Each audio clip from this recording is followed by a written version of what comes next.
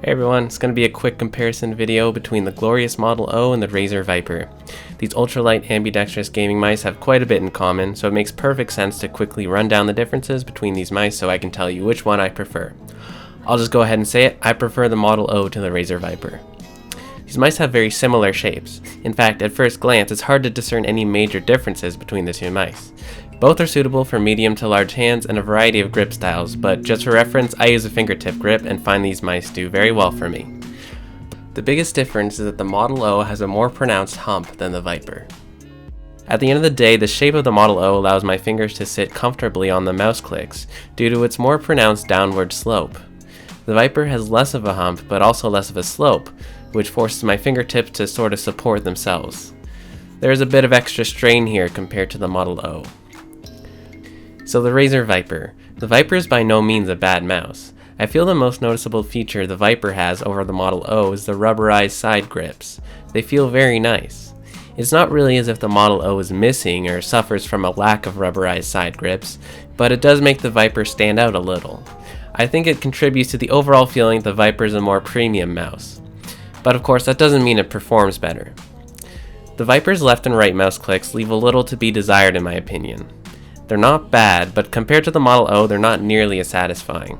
The travel distance is quite shallow on the Viper's clicks. One thing to mention though is that the clicks are quite a bit quieter on the Viper than the Model O. The matte finish of the Viper feels a little bit rough. Now this is just me being critical, but compared to the matte finish on even this Model D for example, the Model D's matte finish is quite a bit softer feeling, which definitely contributes to the comfort factor. Now this will be a matter of personal preference, but I have the glossy black Model O and it feels amazing. The glossy finish will definitely help you get a secure grip on the mouse. There are a couple of clear advantages that the Viper has. First of all, the scroll wheel. The scroll wheel on the Viper is amazing. Every step feels deliberate and provides a good amount of feedback.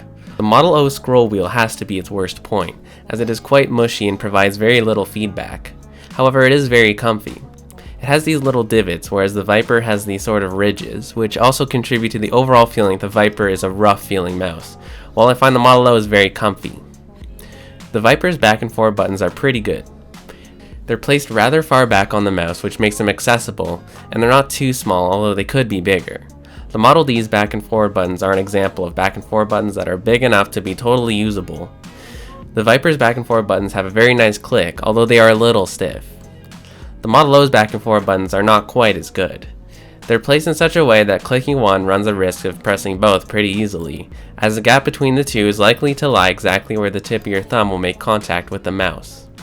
They are pretty slim, although I like their design idea where the front button is slightly smaller than the back button. The clicks are mushy compared to the Viper, but more comfy. Also, the Viper has back and forward buttons on the right side for lefties, which as a right-handed gamer, they don't get in the way and I don't really notice them at all. Overall, the Viper's back and forward buttons are more usable. You could tell Glorious did their homework when they revised their buttons for the Model D.